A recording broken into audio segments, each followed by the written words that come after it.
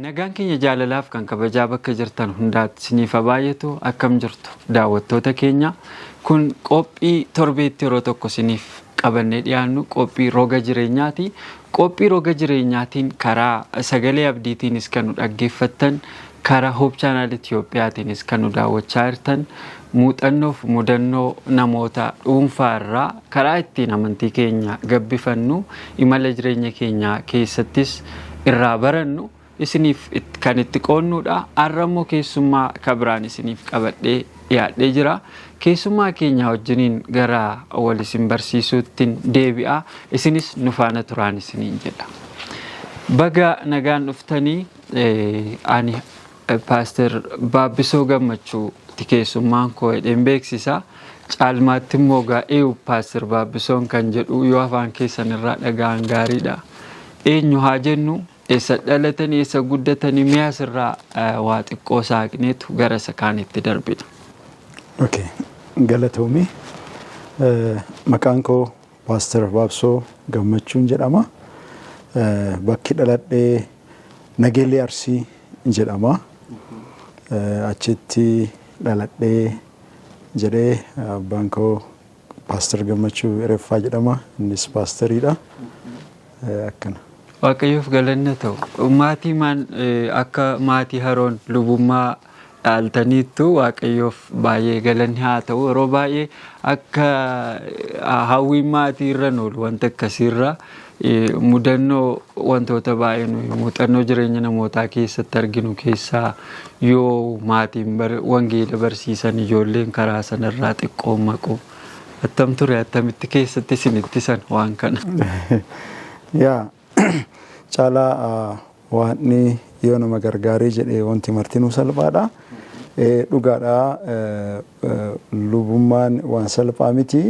Chaalenjii keessa dabarsanii isaan irraa jiruuf nama gammachiisee jiruun naa tola yookiin akkana ta'a jedhanii waan hawwanii miti. Garuu ammoo yoo Waaqayyo nama gargaaree jedhe hojiin hojii caale hojii kana. Kanaaf ani ijoolluma marraa jaaladha. Yeroo mana barumsaatitti maal ta'uu barbaaddanaan jedhanii ani luba yookiin paasterii ta'uu barbaada. Barsiisonni maal jechuu kuuwwan martinuu an dooktarii ta'uu, an barsiisaa ta'uu, saayintistii ta'uu jedhanii dubbatanii.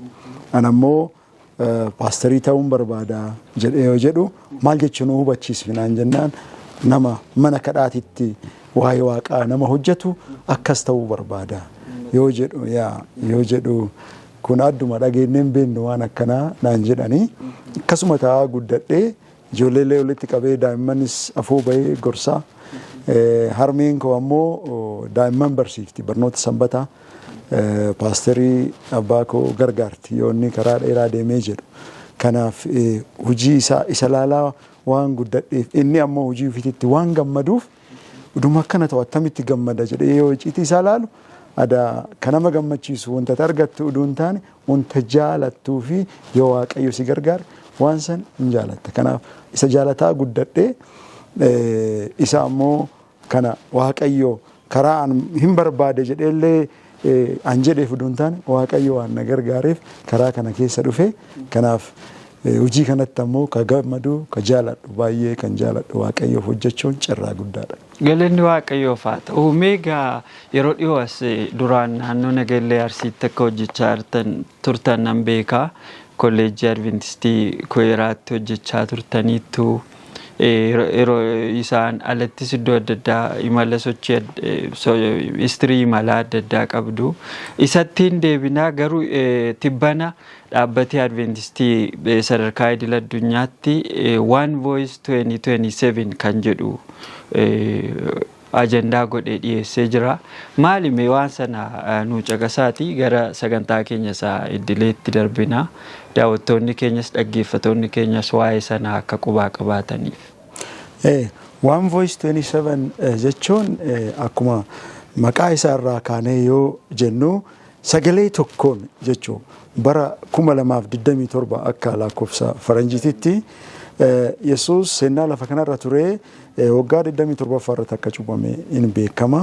Waggaan 2000 ammoo ka guutu erga inni cuuphame as 2000 ka guutu 2027 bara dhufu Septemberii jedhamee yaaduma saniini isaa kan amma ayyaana san kabajeeffachuu uduu hin taane kanarratti hundoofne sagalee tokkoon addunyaa kana waa'ee gooftaa Yesuus Kiristoosii ni labsina jedhee manni kadhaa idil addunyaa Adventistii bakka marattu afaan maraan afaan saba hunda bakka manni kadhaa kenna jiru jechuudha. Hundattuu ummanni waliigalteen hooggansarraa eegalee haga yookiin gad aanaa nama maraa argitee miseensa guutuutti miseensi guutuun kan itti socho'u yeroo tokkotti sagalee tokkoon jechuudha. Kanaaf Septemberii dhufu launchii ta'a yookiin ammoo eegalameetiin jedha. One Voice 27 kun sagalee tokkoon addunyaa ni geenna jennee kan itti karoorfanne jechuudha akka mana kadhaatitti. Galanni Waaqayyoof haa ta'u. Waaqayyoo nu gargaara jedheen abdii qabaa. Mishinii inni dhufeef sana galmaan ga'uu fi carraa sabni Waaqayyoo sagalee tokkoon addunyaa kanatti dhugaa dubbachuu balballi addaa akkasii banamuun baay'ee nama boonsaa nama gammachiisa illeeti. Maan istiraatiijikalii yookaan tarsiimoon sabi kun ittiin kana galmaan gaadhame yaadamu wanti bocame jira. Yaa wanti bocameen jira. Fakkeenyaaf akka yuuniinii kennaatitti torban tokkoon booda sagantaa eegallu qabnaa ji'a lamaaf katti fufu miseensi hundinuu katti hirmaatu miseensi hundinuu bahee dhugaa kana namootaaf qooduu qaba qabannee yoo teenne Waaqayyos nurraa hin eegu nullee ammoo amantaan kennallee du'aatuma deema. Kanaaf baanee hundi miseensi guyyaatti sa'a 4 ni labsina jedhee nullee biroo kenna gadhiifnee manaa gara manaa karaa irrattis bakka argin hundatti bakka hojiittillee yeroo xiyyeeffannaa addaatiin labsii iyyeensa isa dhumaa kana ni dabarsina kan jennee irratti hojjetaa jirru. Akkasuma akka yuuniinii kennaatitti Septemberii keessa launchii goonaa ni beeksifnaa guyyaa sanirraa ofishaalii banameera jechuu sagantaan sunini. Kanaaf sagantaan kun miidiyaadhaan miidiyaalee qabnu meeshaan kunin jechuudha. Meeshaa waraanaati bara dhumaa kana keessatti teknooloojii kana fayyadamuudhaan addunyaa geessu akkas ammoo fuuldurattillee namoota walgeennee himuu miidiyaa kanniin wangeelaaf fayyadamuu tarsiimoo kanniiniin namoonni martinuu miidiyaa harkaa qabu kanaan namni tokko yeroo tokkoon nama baay'ee ga'uu danda'a. Meeshaa kana akka meeshaa waraanaa gaarii ka wangeelaatitti fayyadamne yeroo isarratti gubnu kana namni martinuu waan fayyadamuuf waan kana addunyaa yeroo tokkoon sagalee tokkoon walgeessina jennee karoora qabna. Karoorri baay'een ni jira isa keessaa kanniin jechuudha. Waaqayyoof galannaa ta'u. I hope egaa dhaggeeffatoonni keenyas daawwattoonni keenyas ergaa kana dhaga'aa jiru yaada. Ishuu cimaa amma irratti dubbatamaa jiru waan ta'eef jalqaba gara sanatti seene gara dhimma keenyaatti haa deebinu. Egaa paaster isin iddoo adda addaa hojjettaniittu kolleejjii Adventistii Kuweeraa hojjettaniittu akkan odeeffannoo qabutti immoo isin afaan keessan irraa illee dhageenye maybe hama ta'uu danda'a. Isin tunuu dhugoomsa kana Village of Hope kan jedhamu NGO adda keessas akka hojjettani quban qabaa. Himala seenaa imalaa adda addaa tokko tokko sin qabdu. Mee gara direewwan hojii adda addaa isin irraa hojjechaa turtanitti haa deebinu. Muuxannoof mudannoo achi keessatti qabdan yoo jiraate sanuu qodaatii kolleejjii Adventistii Kuweeraa irraa haa jalqabnu. Village of Hope itti isa ceenu wantoota keessa imalaa dhuftan waan tokko tokko nu yaadachiisa. Okay, galatoomii. EAC irraa yoo jalqabneetiin jennu Kuweeraa Adventist College jechuudha. Achi yoo eegalleetiin jennu bara kuma lamaaf sagal akka lakkoofsa Awurooppaatitti achitti eegalee yeroo sanitti pirezidaantiin kolleejichaa obboleessa kee nama lubbuun hin jiru Yohaannis Nugusee jedhama. Bara san innaa baradhu yeroo kolleejii baradhu gargaara diinii ta'ee hojjedhaa ture. Maaliif hojjetaa barannaa waan ta'eef kafaltii kiyya san cufuudhaaf gargaaraa ta'ee baradhee garuu innaa garas seenu ammoo tiyooloojii barachuuf seene tiyooloojii barataa ture. So achi akka ture muuxannoo kiyya waan beekaniif deebaniit yeroo South Africa waggaa 3 ture innaa deebu na dubbisanii achitti hojii kiyya eegale. So innaa eegalu diinii barattoota ta'uudhaan eegale. Diinii barattoota innaa ta'u bara san barattoota lakkoofsaan 250 ta'an as Finfinnee irraa inni ijoon wayii gargaaruu fi ijoollee rakkatan karaa irraa bakka bulan hin qabne kanneen gargaarra jedhee mana barumsaa dhabee waan jiruuf yeroo tokko achi fidan. Ijoolleen sunniin ammoo amalli isaanii gaarii hin turre ulfaataadha. Kanaaf nama waan kana nu danda'u jedhaniiti istirii duuba ture saniin na waamanii anillee waamicha san dhaga'ee dhaqee yeroo ulfaataa ture. Garuu waggaa 5 hojjedhee bakka san ijoolleen sunniin amma bakka gaarii jiranii baratanii nama guddaa ta'anii doktorii ta'anii jira. Yeroo enerjii guddaa achitti fixanne yeroo san isaan sirreessuudhaaf Waaqayyo immoo nu gargaari. Ijoollee amala adda addaa qaban kan aarsan kan dhugan kanneen hundaa sagalee Waaqayyootiin barsiisuudhaan nama akka Paaster Hayilee wajjin hojjedhee an carra qabeessa nama guddaa kana wajjin hojjechuu kiyya. Paaster Hayilee namoonni hin beekne hin jiranii ni Dean of Student Affairs ture yeroo san. Kanaaf isa wajjin hojjechuun kiyya itti aanee ammoo bakka amma maayii hojjetaa ture Dean of Student Affairs bakka Paaster Hayileen inni soorama irraa baay'ee sanillee bakka bu'ee maayii hojjetaa ture gaappiin jidduullee yoo jiraate jechuudha. So imala hojii haala saniin jalqabee jalqabaan barsiisummaan jalqabee zuwaa itti jalqabee baatuu Adventist Schoolitti dura taa'aa ture. Achi yeroo san kibba jala turree warra fiildii kibbaa jechuun Paaster Luqaas Faatu yoo san nu waamee gara hojii kana. So haala saniin jalqabee hojii yeroo baay'ee barattoota wajjin ture aduu asin dhufiniin duratti jechuudha. Kanaaf barattoota dargaggoota wajjin ta'uun baay'ee nama gammachiisa. Yeroo gaarii Waaqayyoo yeroo milkaa'inaa akka naa kennaa ture amantii guddaa qaba gammachuutti qaba ture. Galanni Waaqayyoof haa ta'u. Erga waa'ee kibbaa deemtanii hojjechuu keessanii kaasuun namni akkan odeeffannoo qabutti yeroo isin gara kibbaatti waamamtanii deemtanii yeroo ulfaataadhaa jedhu seenaa waldaa kana keessatti mudannoon yeroo sana ture chaalenjoota yeroo sana ture waan gama roga ilaaluu qabnu qofaan haa kaafnuuti. Chaalenjoonni yeroo sana ture maali attamitti overkaamii gootan qormaata yeroo sana attamitti mo'attanii yeroon isaa yeroo qormaataatiin aan jedhu gara kibbaa kan deemtanii kan isin hojjettanii.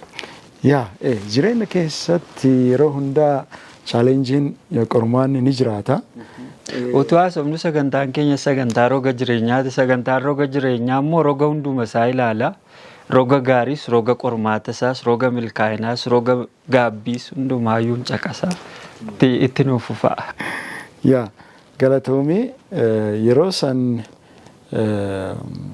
maatii qabaa ijoollee takka qaba ture yoo sanii na haati manaatii ammoo kan lammaffaa ammoo ulfa turte akkasitti yeroo biraa deemu asitti hojiimarra jiru barumsa dabalachuuf biyya san deemee erga deemeen booda ammoo haalli akka itti yaaddee deemte hin ta'uyyuu kanaaf barumsa kiyya itti fufuu hin dandeenye biizinasii adda addaa hojjetaa ture.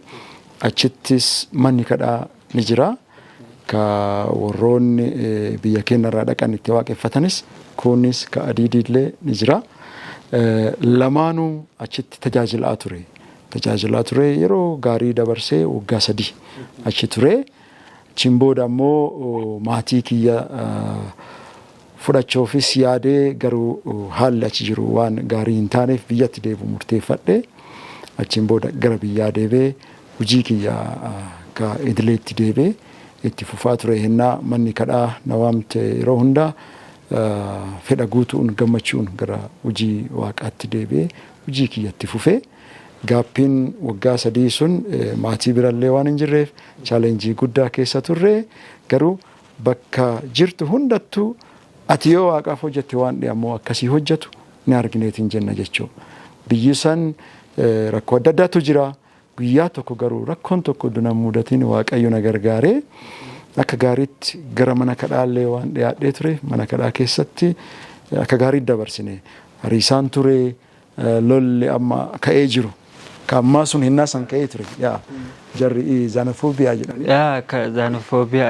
lammi biyya bira jibba lammi biyya bira jibbiinsa hama akkasiitu ture yeroo ta'e waqtii ulfaataan ta'e yaa saniif warroota achi keessatti adiidiyootu jira kalardi jedhaniini diqqoonutti dhiyaatanii diiminni isaanii namoota diimaa hankeessan immoo xinnoon fooyyaa yookaan keenya saniif ani isaan keessa cheerchitti ture kadventisti achitti tajaajila ture isaan wajjin ture ani hennaa san rakkoon sun muluun na muudanne warroota miseensa sunniin na fudhate isaan bira ture isaan wajjin waaqeffadha homa rakkoo wayituu hin argine deebinee gara hojiitti deebine chimboodhaan yeroo makiyyatti amma galuu qaba deebuu qaba gara hojii kiyyaa jedhee gara maatii kiyyaa jedhee deebi'eetti galee jechuudha.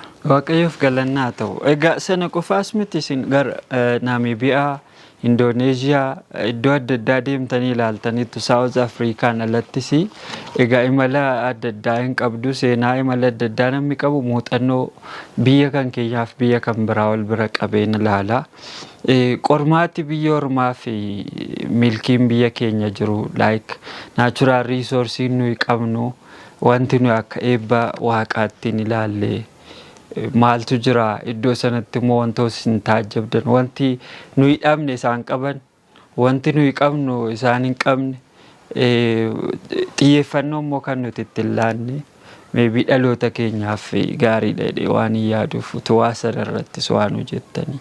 Yaa galatu gaafii cimaa kaaftee ilmoo namaatiif wanni kun barbaachisaa waa irraa baratta muuxannoo anaaf muuxannoo guddaa waan naa kenneef carraa kana waan naa kenniteef galatoomi so aanini erga biyyoota Afrikaa baay'eedha amma Namiibiyaa, Angoolaa, Botswana kanneen hin beeka so maaliif Namiibiyaa jalqaba barumsaaf kan dhaqeetiin jedhee biyyoota Afrikaa illee argeera, Awurooppaa argeera, Siwiidiniin waggaa 3 ture achiin booda jechoo akkasuma Indooneeziyaa daawwannaaf bultii 15 achi turre. So biyyoota kanneen yoo wal bira qabne ilaalle jenne qilleensarraa yoo kaane jenne qilleensi hawwataaniif qilleensi gaariin midhagaan akka biyya keenyaan jiru baay'ee midhagaadha.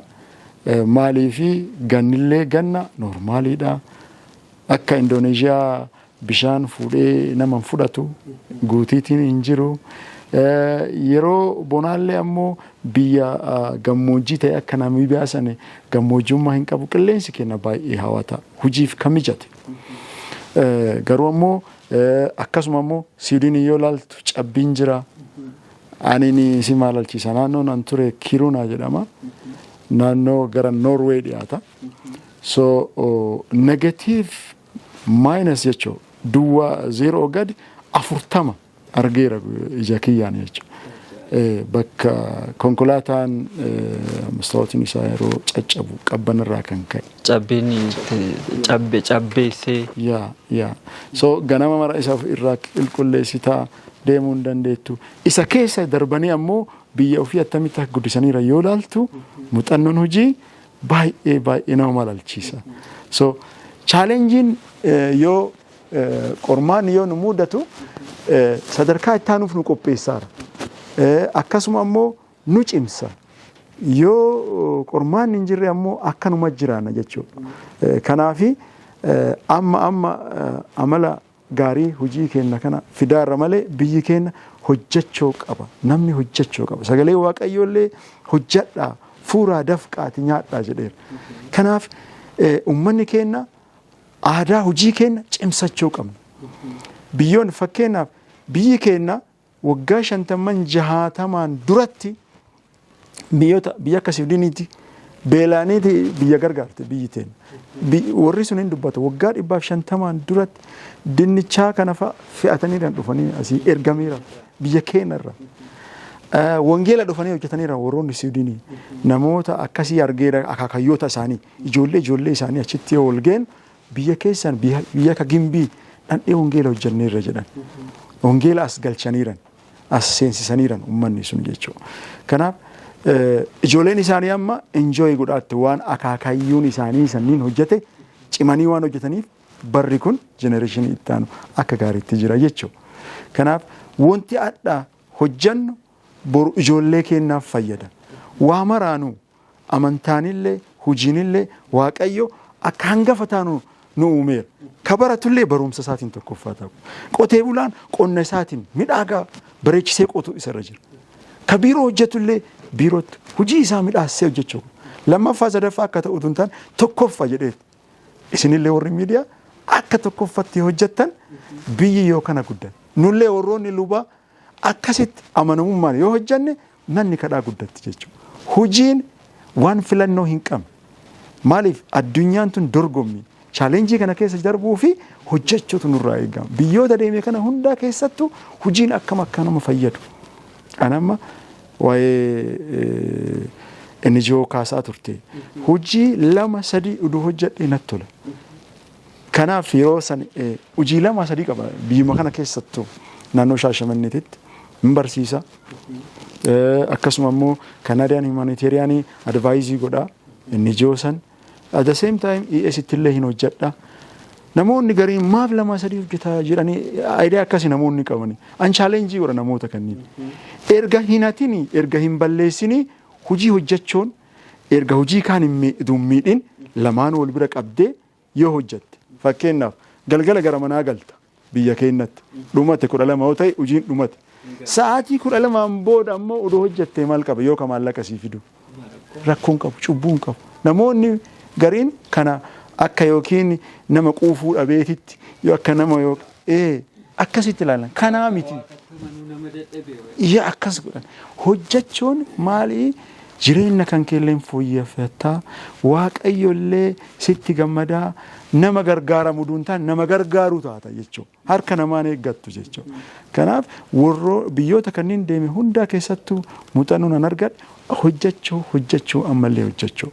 Hojii hafuuraatiin illee paasterii cimaa ta'uu isa barbaachisa. Ka dubbisu, ka waa kadhatu, ka halkan hin ceem'ine. Namni ceem'u maal ta'a hiyyoomeetaaf hin hiyyoome. Kana ka baradhe biyya deeme kana hundatti. Kanaaf muuxannoo namni keenya aduu muuxannoo argatee biyya akkanaa kanneen deemee gammachuu kiyya baay'ee natti tola. Carraa argametti waa baratta jechuudha. Kanneen gabaabumatti kana jechuudha. Maal dhabne paaster ammaa jechuun akka laalutti amma gammoojjii Namibiyaa argitaniittu Indooneeziyaa lolaa isaan nama fuudhee deemaa jettaniittu yeroo waqtiin akkasii jiru gara naannoo Siwiidin Noorweey warra gara kanaa immoo cabbiinsaayyuu konkolaataa nama duraa uffiseetu cabbii irraa faaqanii irraa soqaniitu irraa kaasanii deebisanii itti fayyadamu jettanii jarreen kun irraa teknooloojii nu dursaa jiru qaroomina nu dursaa jiru milkaa'ina nu dursaa jiru keenya immoo qophaa'ama keessa jiraachaa irrachuu dandeenya gaa akka nama nutti andeemeen argine biyyoota kana garuu addunyaan amma sababa diijitaalaayizidii taa'artuuf waluma dhiyoo ta'aa irraa carraa uumamaan eebba uumamaa qabnu kana maaltu gara eebba caalutti akkan jijjiirre nu dhorke kanarratti waldaan illee ga'ee ishee maalii fakkeenyaaf waldaan keenya keessatti waldaan Adventistii guyyaa 7ffaa guyyaa 6 hojii kee hundumaa hojjedhu guyyaa 7ffaatti immoo anaaf si gidduutti mallattoo bara baraasa ta'e boqodhu jedhee Waaqayyo eebba kenneefiira guyyaa 6 guutuu hojjennee jijjiiramuu dadhabne moo akkatti itti fayyadamnu wal'aallee wanti taajabdan jira. Kaafii gaariidha. Waaqayyo kaa'ee raabe namni hojjenne boqochuu isa barbaachisaa hin barbaachisu. Boqadhaa kanuun jedhee yoo hojjenne hojjadhaa guyyaa 6 hojjadhaa inni nu ajaja tokko abboommii tokko akka hojjennu Waaqayyo nuu kaa'eera. Fayyaa yoo qabaan hinnaa yoo qabaanneet hin jenne hinnaa qabnu kana keessatti akka hojjennu barbaada Waaqayyo. Nu amma rakkoon keenya ka argee jedhee hujii uumnee waan haarawa hujii tuffanna jalqaba hujii tuffanna achirraa haa kaanu hujii mana qulqulleessuu maal jedhu oofisa nama qulqulleessu ebele qulqulleessitu obole qulqulleessa jennaan gita hujii gadaanaa goone ilaalle biyya sanitti yoo ilaaltu doktorii taate qulqulleessaa taate sa'aatiin wanni sii kafalamu waa garaagarummaa xiqqoo haa qabaatu malee qixa kabajjan isaaniillee qixa hin kabajjan hujii fi waan kabajjanii fi waan illee hin eebbisaan. Namni amma adii uffatee yoo deemu waan hin hojjanne itti fakkaata. Gangalatee konkolaataa suphullee konkolaataa jala seenee gangalatee daaraa ta'ee hojjeta. Uf kabajjee akkana qaccee hin deemu. Hujii yoo si kennan amma achitti hujii yoo si kennan tasuma akkuma dhufteen si argan si ilaalan nu hojjedhee waan jiruuf si ilaalanii ji'a tokko ji'a lama yoo seeratti hojjetteetti gaduma si dhiisaniitum ufumaaf jettee hojjetta. Sa'aan sii kennama. Akka hojjetteen argattallee wanti si maalalchiisu. Maaliifi kompiitara innaa seentuu seena jetta hinnaa baatu bahe jetta. Ka kaalkuleetii sii ta'uu guyyaa ati hojjette guyyaa 30 hojjettee uduu hin taane yeroo ati hojjetteen hujiin ammoo ka mul'atu bu'aa hujii keetiin sii kafalama. Anillee mindaan kiyya adda dhaabbata tokko keessatu jiru kan keellee adda. Kanaaf maaliif ciiftaati? Maaliif callifta? Biyya keenyatti rakkoon maali? Anillee atillee mindaan keenya qixa. Atiin hojjettaa an dhaabadhee sitti kolfa yookiin ammoo sitti qoosa. Guddinni keenya qixa.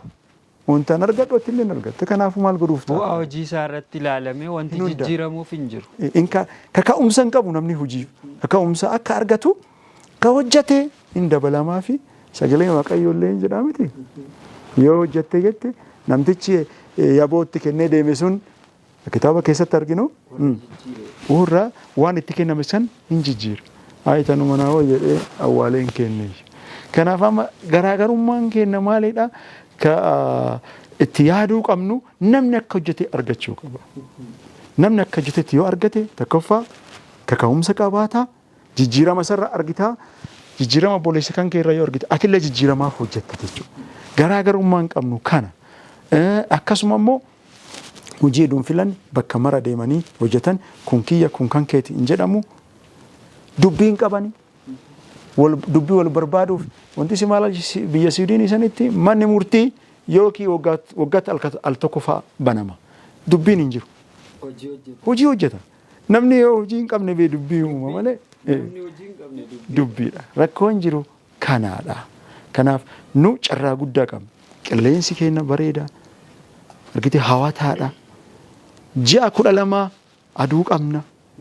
Biyya Siwiidin isanitti beektaa halkaniin guyyaa walitti guyyaan illee halkan illee halkan. Sa'a 24 dukkana hinnaa ta'utu jira.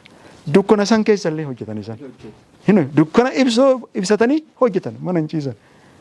Kanaaf nu Waaqayyo dhugamaan nu eebbiseera. Bikka qabaataa ta'uu qabne hiyyeessa taanee nama eeggatu taanee hafne. Akkasuma immoo aadaan duri nama gargaaraa isaan dhufanii asitti gargaaraa turan sunillee nurratti dhiibbaa uumeera. Isa keessa amma kunnee bahuu qabna. Galanni Waaqaa gahu dargaggoonni keenya amma baay'aa jiran. Jijjiirama gaariitu jira.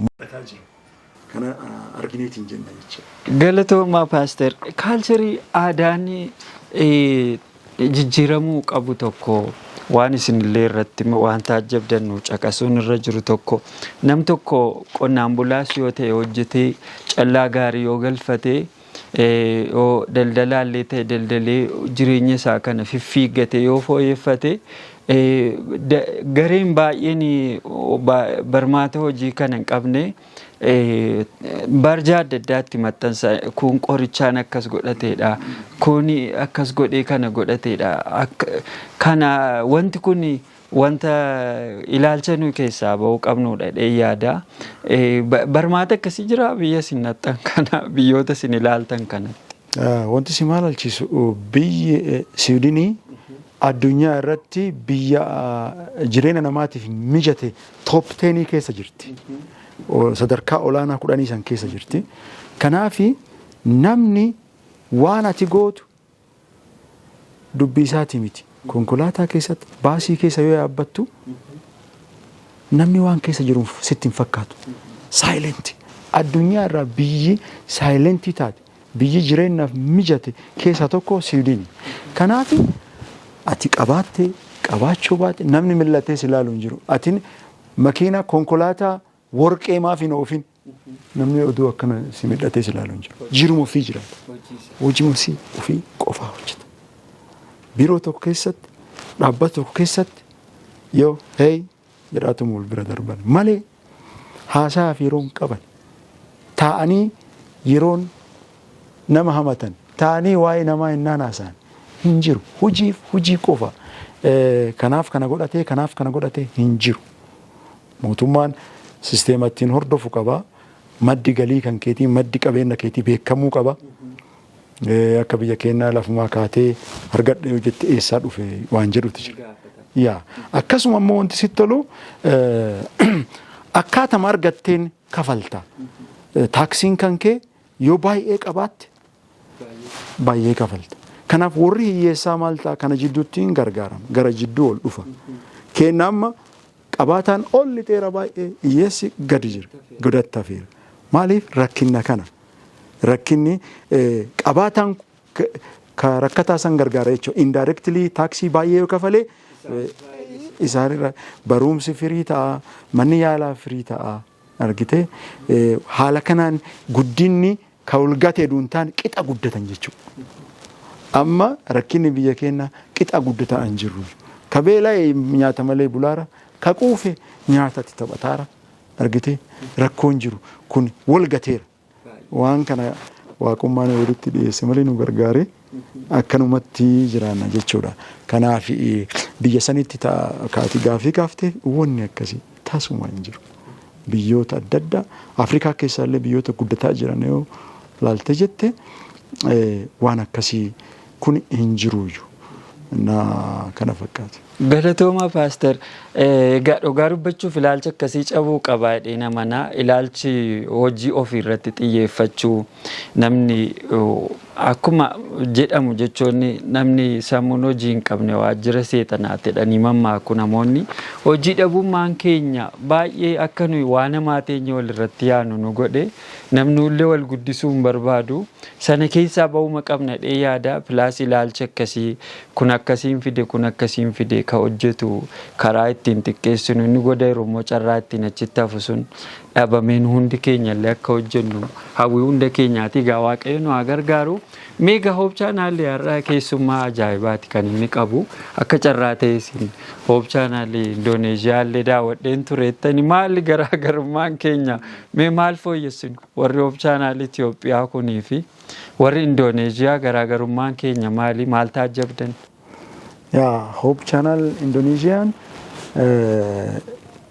biyyillee biyya guddatte ummata baay'eellee qabanii garuu ammoo gara mana kadhaa kennaa yoo dhufneet hin jennu baay'ina hin qabanii akka kenna garuu ikoonoomii cimaa qabanii yeroo baay'ee argachi geennee deebinee even East Ethiopian Field gargaaraniiranii akkasuma yuunanii kennallee asittis gargaareera warri suni ilaalchi isaanii baay'ee gaariidha. Wanti isin biratti hojjetamu wangeelli achitti hojjetamaaru nutu hojjetaara jedhanii amanan. Kanaaf yoo akka keessan nu toluu baatee jedhe isin wajjin yoo hojjanne galmi keenya tokko waan ta'eef jedhanii warra amanan. Kun diviizhinii kennaa, diviizhinii keessanii, yuunanii keessanii warra jedhu miti. Wanti addaa isaan irratti arge. Wanti addaa. So Hope Channelin achi baay'ee bal'aadha. bal'aadha. Achuma dhufnee arganii sagantaa hin qabsiifnee qabsiisuullee hin gaafannee achumatti akkuma nu arganiin yooma san interview nu godhanii maaliif deemtanii eessaa dhuftanii jedhanii akka obboleessa ofiitti nu simatanii simannaan isaanii baay'ee gaariidha. Meeshaan isaanillee akkuma isin jedhe ammayyaadha. Istiidiyoon isaanii badhaadha. Kanaaf akkasuma immoo akkuma isin jedhe simannaa ho'aa qaban nama adventistii ta'e hundaafuu akkasuma isaan alallee baanii community service hin kennanii baay'ee gaarii muuxannoon isaanirraa arganneetiin jenne biyya keenyattillee akka isaanii turee hin jiru waan ta'eef reefuu jalqabaarraa keessanillee baay'ee bareeda dhugaa namatti tola. Galatoomaa egaa gara fuulduraatti I think uummati keenyallee kana quba qabaatee attamitti babal'isee sagantaa kanarratti top chaanaalii deggiree akka hojjechuu qabu yaada hin qabna. Nu deggirtu jedheen abdii qabaa. Egaa har'a ijoon dubbii keenya waa'ee maatiiti. Isin erga gara yuuniyeenii ba'aa Itoophiyaatti dhuftanii hojii eegaltanii waa'ee hojiin isin tokko irratti hojjechaa jirtanii waa'ee maatiiti. Maatiin waldaa Adventistii guyyaa torbaffaa keessatti iddoo guddaadha ka qabu. Mee yaaduma maatiirraa jalqabnu maatiin maali? Namoonni hubannoo isaan qabne isaa akka qabaataniif attamitti ibsitus? Galatoomii maatii jechuun akka nama tokko ol ta'ee maqama isaa irraayyuu jalqabnee jenna. Maatii jechuun haadha manaatiif abbaa warra itti aansuudhaan immoo Waaqayyoo eebbisee ijoollee yoo kenneefii jedhee nama tokko ol kan ta'e namni lamaan illee wajjin yoo jiraateetiin jedhe Waaqayyo walitti fidee daa'ima argachuun daa'ima godhachuun inni waan itti aanu. Innis maatii guutu. Maaliif Waaqayyo jalqaba maal godhee kitaaba uumamaa boqonnaa tokko lakkoofsa 26dhaan yoo dubbifanneetiin jenne maal jedhee nama haa uumnu jedhe akka fakkeenya keenyaatiin jedhee ilmoo namaa uume. Akkuma beekamu Addaamiin Waaqayyo harka ofiitiin qamashee uume. Isarraa immoo cinaacha bitaa isaarraa fuudhuudhaan dubartii jennu uumeetiin jedhe. Kanaaf maal godhe mana kadhaallee dursa ka jalqabameef ka dursu eenyu maatii.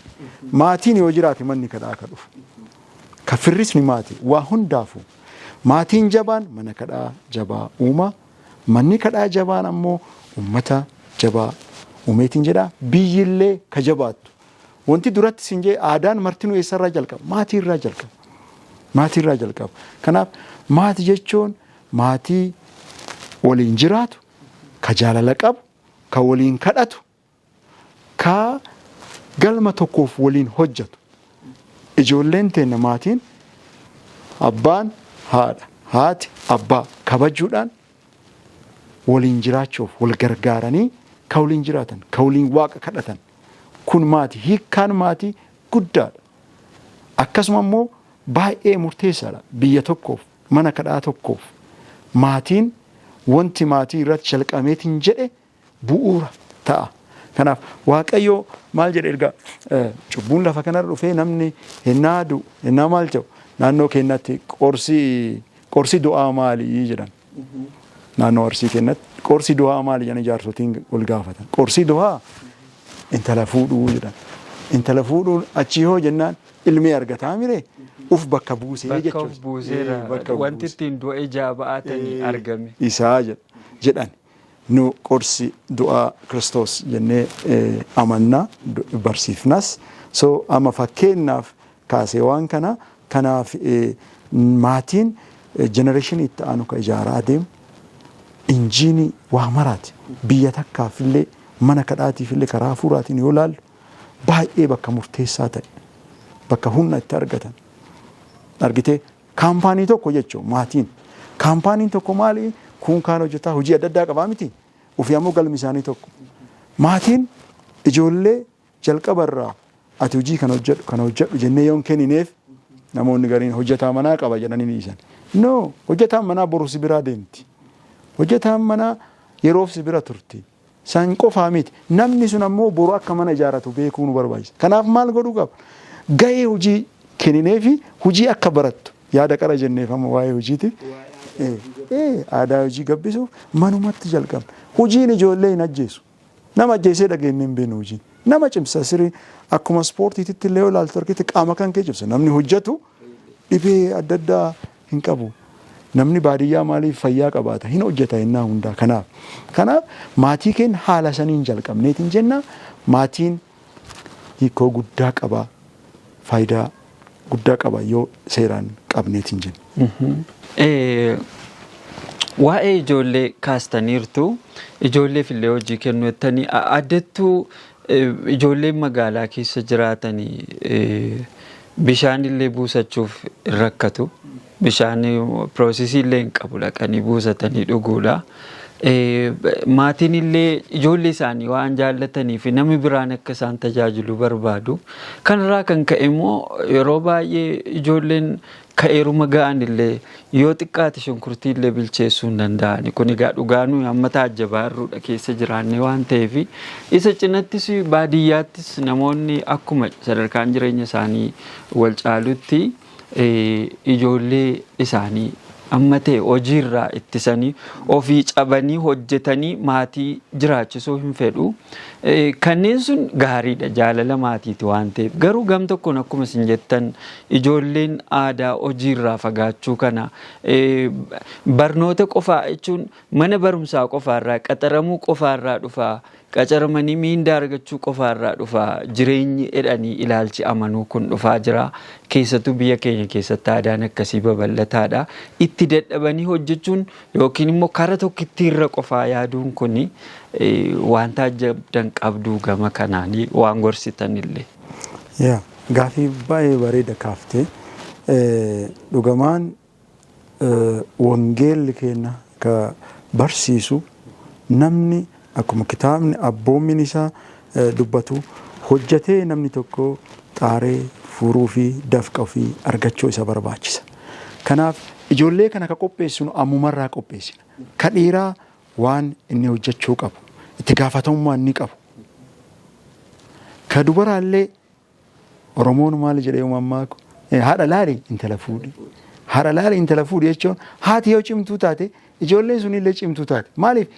Koppii isarraa goote haadha ofii irraa goote waan isiin hojjettu irraa baratte jechuudha. Kanaaf abbaan cimaan ijoollee cimtuuf jalaa qaba. Kana beekuu nu barbaachisa. Kana immoo godhuudhaaf maali? Akkuma duratti kaase hojiin nama hin ajjeesu hin fayyada malee. Ani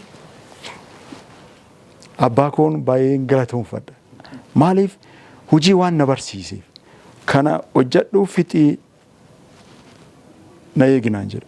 Aganni galuuf laalaati dafee waan san hojjedhe.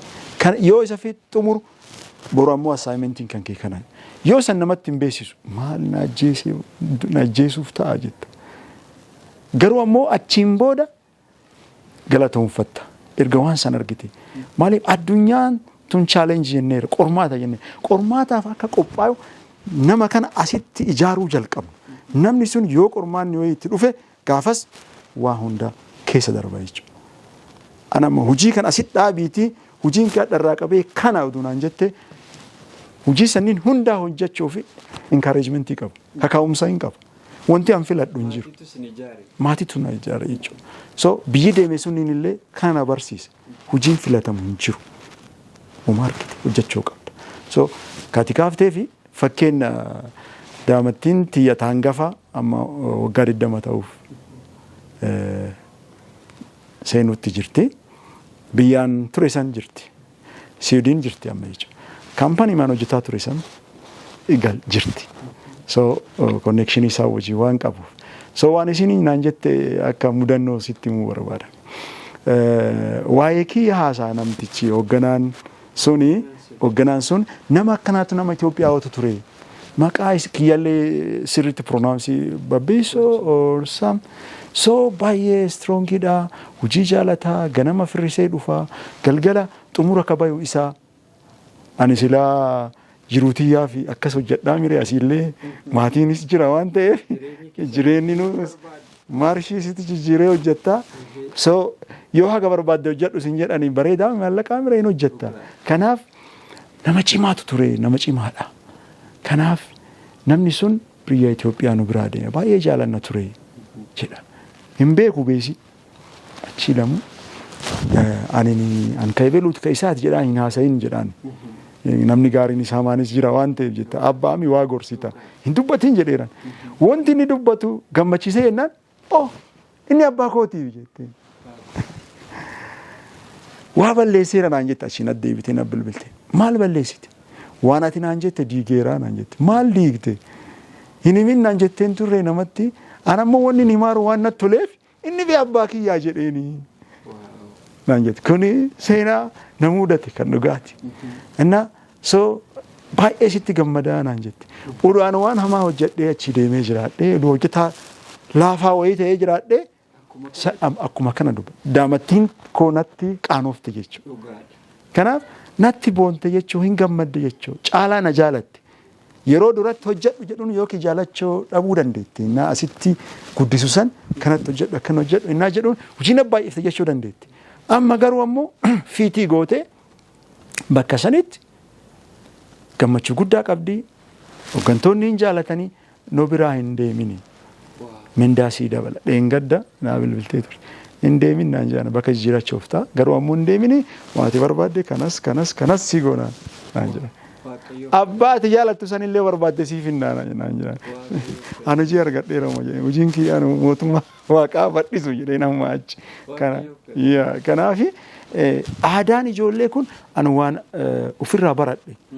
Dhugamaan inkaareejii godha maatii maraayyuu haa xiqqaatu haa guddatu akkuma umrii isaaniitiin ati kana hojjedhu kana nu hojjedhu jennee hojii manjirra illee uumnee kennuufii qabna mana keessa yooma wanti marti nu guutee qabaataallee taane abaaboo kana bishaan obaasitti gaafatummaan kan kana yoo jenneen haga humna isaatitti namni sun hin hojjedha.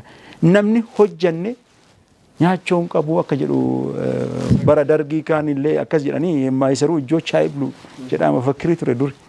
Inna sagaleen waaqayyoollee hojjannee akka nyaannu kan kaa'e. Akkanumaan akka namoonni gariin miraakilii maan wanti wayinaa kennama jedhanii kadhatan oduu hin taane waaqayyo nurraan miraakilii nurraan maalalee hojjechuu barbaada malee nu eebbisa barbaada malee waan hin jirre fuudhee amma tana dubbe waan ati hin beennee fi waan ati itti hin xaarre wayii sii kennu waaqayyo gahee kenna karaa kamiinuu gahee kenna akka hojjennu barbaada. Gahee kenna ammoo inni maal godha nu eebbisa nu dabala. Kanaaf. Galanni waaqayyoof haa ta'u. Egaa kuni muuxannoo jireenyaa ajaa'ibaati. Dargaggoonni keenya keessattuu daawwattoonni keenyaaf dhaggeeffatoonni karaa raadiyoo sagalee abdii warri nu dhaggeeffataa jiranii waa hedduu irraa barachaa jiru. Dheen abdii qabaa karaa chaanaal Itoophiyaas warri nu daawwatanis aadaa hojii keenya fooyyeffachuu kanarraa baay'ee barreedhee yaada. Addatti immoo sagalee waaqayyoos kanuma nutti himaa jabaannee akka hojjennu jireenya keenya akka jijjiiru waaqayyo akka achirraan nu eebbisu nutti himaa. Maatiin immoo gaa kana keessatti ga'ee guddaa qabu. Mee gara hariirootti haa darbinuuti. Egaa bu'uurumarraa jalqabaa waaqayyo addaamiif waan hin uume achi maatiin achi boodadha ka dhufanii. So hariiroon jarreen lamaanii maatii kana jabaa daa'imman isaan irraa dhufan kana jabaa gochuutti illee laafaa gochuutti illee ga'ee guddaa qaba. Akkam yoo ta'e gaariidha. Isin lubadha, luba waldaa kiristaanaati. Muuxannoo hedduu qabdu. Maatii hariiroon isaa laafe baay'ee gorsitaniittu kaawunsiliingii adda addaa kennitaniittu kaaniif hin kadhattu. Waan baay'ee beektu gaa kan asirratti dubbachuun nurra hin jirre hariiroon haadha manaaf abbaa manaa yoo akkam ta'eetu ijoolleen isaan booda dhufan jaboo ta'u yookaan laafoo ta'u. Inni waa maraa bu'uura ta'ee Yesuusii inni waa maraafuu bu'uura ta'ee gooftaa kenna waan ta'eefi isaan jidduutti isa dabalu isa galchuu qabani. Kanaaf yoo akkas ta'ee inni isaan jidduutti argame yoo jedhe wanti hin hiikamneef wanti hin tolle hin jiru. Isa bu'uura godhachuu, isa affeerachuu, jilbiifachuu isaafutti. Dabalataan ammoo maalii wal jaalachuu. Yoo inni jiraate, yoo Yesuus nu wajjin jiraate, jaalalli nu waliin jira jechuudha. Inni jaalala waan ta'eef. Jaalala namni qabammoo jaalalli maal godha? Irra darba. Hin dhiisa. Waan yakkamillee hin laakkayu. haadha manaatiif abbaa manaa jidduutti balleessaa walii laakkaa'uu gaafa jalqabani rakkootu dhalata. Balleessaa san darbu dhiifamsa baay'isu jidduu isaaniititti. Kanaaf isaan yoo wal jaalatanii walii yaadan duratti akkuma isin jedhe ammas waa'ee daamattii tiyyaa kaasa maal jette abbaan manaa koo akka kan kee akka ta'u barbaada naan jette. Maaliif ani hin argine akkas akka ta'e ani hin beeku isitu natti himi akkana jechuun an nama gaarii ta'eera an nama gaarii miti jedhee amanaa an gaarummaa wayituu hin qabu akka atiin maamii jaalattutti akkana jaalatu abbaa manaa akkan keetii barbaada naan jette akka ati jette si haa ta'u jedhee. Ameen. Ameen. In ta'afa Waaqayyoon gargaara. Hin danda'a Waaqayyo waan ta'eef dhugamaan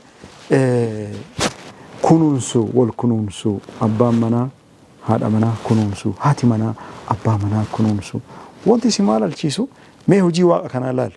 Waaqayyo hennaa isii uumuu asii hin fuune sammuurra hin danda'u Waaqayyo hin danda'ami. Gurratti tanarraallee fuudhee silaa uumuu hin danda'a. Yookiin qeencarraan fuune asii fuudhe jidduu qixa jechuudha. Galanni isaaf haa ta'u. Addaan immoo argee maal ta'e hennaa achi dhufte achi ilaalee lafeen tun lafee tiyya jedha. Foon kun foon kiyya jedha. Waaqayyo argitee waan ofii uumee fi jaalala saniin akka jiraannu barbaada Kiristoos illee nurra. Kana barbaada. Kana yoo ta'eetiin jedhe yoo isin nyaattullee nyaattee waan quuftee nutti hin fakkaatu. Maaloo nyaadhu ani odoo ani argine yoo nyaatte naafottu nyaadhu jedhaan inni isiin illee maaloo nyaatee hin jiru nyaatan arganne jetti isaa yaadde. Warri biyya keenya ta'u ammaa kan jedhu jaarsaaf jaartii yoo walii galte mana san gaammaraa cidha jedha. Cidha jechuun beektaa miree bakka wanti martiin hin jiru mana san cidha jedha. Yoo waliin galle jedha gaammaraa boo'ichaa. Argite cidha jechuun wanti martiin hin jiru. Uduma homaayyuu hin jirre akkuma jiru si fakkaata. Cidhaa si fakkaata. Gammachuun ammoo umrii kan namaa dabalu. Argite enerjii guddaa baafna yoo aarre yoo lolle yoo maal taane biyya kanarra hagam ka jiraannu lafa kanarra umrii hagam ka jiraannuuf akkas ta'an. Waaqayyo ammoo hennaa fidee lafee tantee ati barbaadattee oduun taane Waaqayyo barbaadee gaafa si fide tanteeti jechuudha. Waa maraa danda'uu qabda. Namni guutu waa rakkoo hin qabu jechuu miti. Rakkoo wajji. Nu Yesuus attamiin nu jaalate. Rakkuma keenya wajjin nu jaalate nama gaarii taaneeti miti. Kanaafuu atiniin rakkoo qaba ebeelu jettu atuu rakkoo hagam qabda. Namni rakkoo hin qabne lafa kanarra hin jiru. Kitaabatu jedhe gaa. Namni yakkine jedhu yoo jiraate inni sobaadha jedhame soba. Kanaafuu hanqina wajjin hanqina kan kee isiin si cuftee ka isii ati cufteef yoo jette manni sun yeroo hundaa maal cidha. Cidha keessatti ijoolleen keessummeessu malee wanti jeeqxu hin jiraare quufaa miree manni quufa cidha waan ta'eef. Kun kan kennaa kun kan kennaa walitti kennaa nyaataa dhugaa galgala maraa isaan biraa gammachuu. Aariin hin jiru wal dhabbiin hin jiru. Yoo sun jiraate faallaa sana yoo ta'e hoo ijoollee nama bishaan dhuguu waa xuuxaa waa sakkaraa deemuu ijoollee isaa ilaali. Yoo guddatte isin illee akkasuma ta'a. San argaa guddatte gaa. Ati waan hin facaafne haamattaare uma facaafte haamta. Kanaafuu gammachuu qabu walii galuun gammachuu qabu sitti himuu hin danda'u. Kanaafi yoo gaa'ela akkasiitti seente maaf waggaa haganaa maaf ispeendii godhe maaf waggaa haganaa balleessi jettamu gaa'ela akkasiitti yoo seente gammaddee yoo faallaa sanii ta'e yoo gubaadha jedhe isin illee gubaadha jette. Deentichi keenya haa gubatu uduu nagaan jiru maal godhuuf hamaa barbaada. Wanti gaariin uduu jiru. Harkuma keetiin tolfattaatu. Kun waaqa kun ammoo waan dhisi ajaju yoo abboomtee hordofte gatii isaan argatti yoo mijeeffatte gatii isaan argatta. Kanaaf yeroo hundaa gammachuu ta'a. Ijoolleen inni isuma faanaa buuti akkuma duratti sii kaase jechuudha. Ijoolleen teenya eenyu fakkaatti? Nama fakkaatti. Kanaafi murteessa baay'ee. Waaqayyoof galannaa ta'u. Hedduun isin galateeffadhaa paaster egaa har'a sababa yerootiif sagantaa keenya isa kana kutaa tokkoffaa asirra dhaabuuf jirra. Yoo Waaqayyo jedhe kutaa lammaffaa immoo qabannee akka dhufnu abdii guddaan qaba. Waamicha keenya kabajanii asitti nu argamuu keessaniif hedduun isin galateeffadha. Waaqayyo isin haa eebbisu. Ameen. Isinillee galatooma waan carraa kana naa kennitanii isin biratti argamee akka qoodu. Ulfaadha. Nu jiraadhaa gara fuulduraa waa baay'ee wajjin hojjenna inni abdii qabnaa gaarraaf asirratti goolabna. Waa'ee maatii keenya kanaan hin dhumatu isatti aanu sagantaa keenya irratti itti deebina. Jaalatamuuf kabajamoo hordoftoota sagantaa keenyaa karaa reediyoo sagalee abdiis kan nu dhaggeeffachaa jirtan akkuma kana karaa Hope Channel Itoophiyaas kan nu daawwachaa jirtanii sagantaan keenya har'aa kana fakkaataa kan wajjin turre luba Baabsoo Gammachuuti. Muuxannoo jireenya isaanii fi mala jireenya isaanii irraa akkuma kana seenaa maatii fi gorsa maatii addattuu immoo dipaartimentii maatii amma irratti hojjechaa jiraniin wal qabsiisee gorsa hedduu nuuf qoodaa turanii irraa barataniitu ittiin eebbifamtaniitu abdii guddaa qaba. Kanaan garuu yoo Waaqayyo jedhe torbee kutaa lammaffaa isaanuma wajjin isinii qabannee dhiyaanna. Agasitti ayyaanni Waaqayyo isiniif haa baay'atu. Nagaan nuuf tura.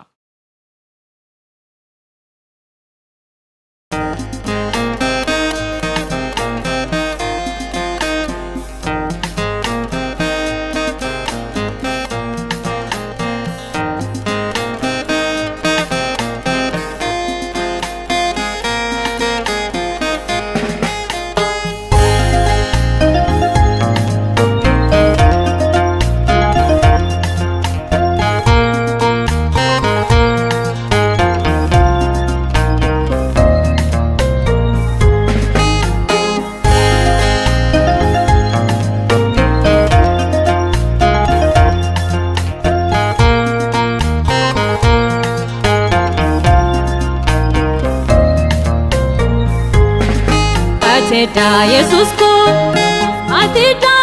ko natti dio jirta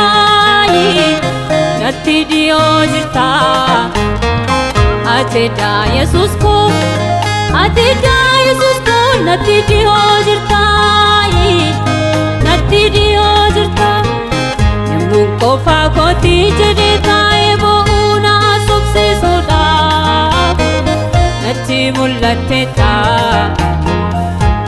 Yaade miti ana jajjabeessuu fatoo yeroo maraa sina koo dhaabattaa dadhabduu mucaa kee laafina koo laaltee darbattee nan ganneemi natti deddeebitaa utuu ati qabdee lafaa ol lafaattuun ija koo si argee malee ameen alleluuyaa.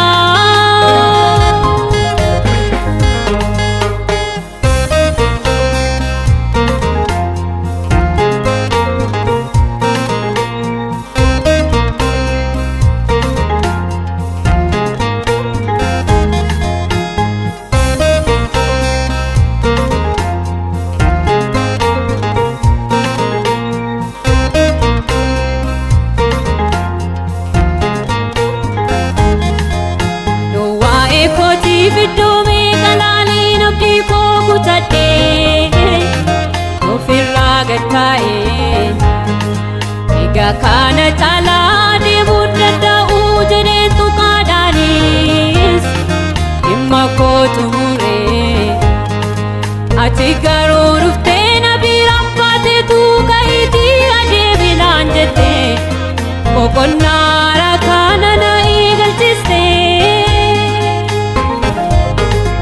Atida Yesus ko natti dhiyoo jirta. Natti dhiyoo jirta Atida Yesus ko natti dhiyoo jirta qofa kooti jedhee taa'ee bo'uuna sobsiisuudhaaf natti mul'atteetta akka yaade miti ana jajjabeessuu fatoo yeroo maraa sina koo dhaabattaa dadhabduu mucaa kee laafina koo laaltee darbattee nan ganneemi natti deddeebitaa utuu ati qabdee